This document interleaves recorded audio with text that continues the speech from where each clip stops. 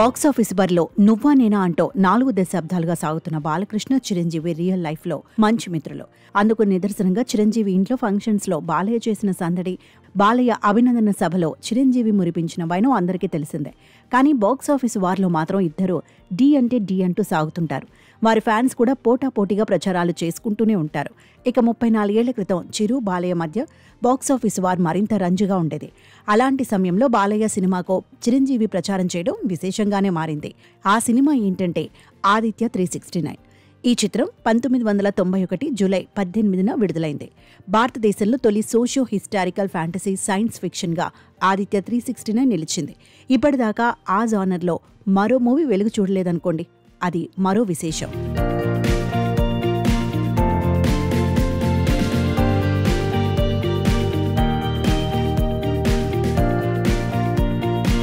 సంగీతం శ్రీనివాసరావు దర్శకత్వంలో మధుర గాయకుడు ఎస్పి బాలసుబ్రహ్మణ్యం సమర్పణలో ఆదిత్య 369 రూపొందింది. ఈ సినిమాకు బాలు సమీప బంధువు శివలింక కృష్ణప్రసాద్ నిర్మాత. టైటిల్ కార్డ్స్లో ఆయన సతీమణి ఎస్ అనితా కృష్ణ అన్న పేరు కనిపిస్తుంది. నిజానికి శివలింక కృష్ణప్రసాద్ అసలు నిర్మాత.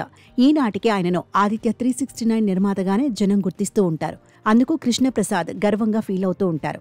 బాలకృష్ణ అంగీకరిస్తేనే ఈ సినిమా, లేదంటే లేదు అన్న రీతిన సాగింది. ఎందుకంటే ఇందులో కథానాయకుడు కృష్ణకుమార్ పాత్రను ఎవరైనా పోషించగలరు. కానీ టైం మిషన్ ఎక్కి భూతకాలంలో విజయనగర సామ్రాజ్యంలోకి వెళతారు హీరో హీరోయిన్. అక్కడ వారికి శ్రీకృష్ణదేవరాయలు భువన విజయం కనిపిస్తుంది. అందులో శ్రీకృష్ణదేవరాయలు పాత్రకు ఎన్టీఆర్ నటవారసుడైన బాలకృష్ణ మాత్రమే న్యాయం చేయగలరని అందరూ భావించారు. బాలు అడగ్గానే బాలయ్య కూడా మరో మాట లేకుండా సినిమాను అంగీకరించారు.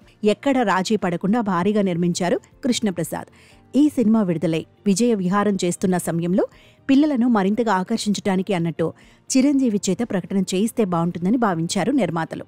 అసలు ఆదిత్య 369 వంటి వైవిధ్యమైన చిత్రం రూపొందడమే విశేషం. అందున భారతదేశంలో అలాంటి సినిమాను అందించింది తెలుగువారు. అందువల్ల ఎందరో ప్రముఖులు సంగీతంను శివలింకను అభినందిస్తూ ఉన్నారు. చిరంజీవి కూడా అదే తీరును అభినందించారు. అంతేకాదు, ఈ సినిమాను చూసి ఆనందించండి అంటూ పిలుపునిచ్చారు. అలా బాలయ్య సినిమా ఆదిత్య 369 కోసం చిరంజీవి ప్రచారం చేశారు. ఓ మంచి సినిమా కోసం చిరంజీవి చేసిన ప్రచారాన్ని ఈ హీరోల అభిమానులు ఎవరికి వారు గొప్పగా చెప్పుకున్నారు. కొన్ని చోట్ల గొడవలు అయ్యాయి. స్టార్ హీరోస్ ఫ్యాన్స్ మధ్య ఇలాంటివి మామూలే కదా. 34 ఏళ్ల క్రితం వెలుగు చూసిన ఆదిత్య 369 ఆధునిక సాంకేతిక హంగులు పులుముకొని ఏప్రిల్ 11న రానుంది. మరి ఈసారి ఆదిత్య 369ను జనం ఏ తీరును ఆదరిస్తారో చూడాలి.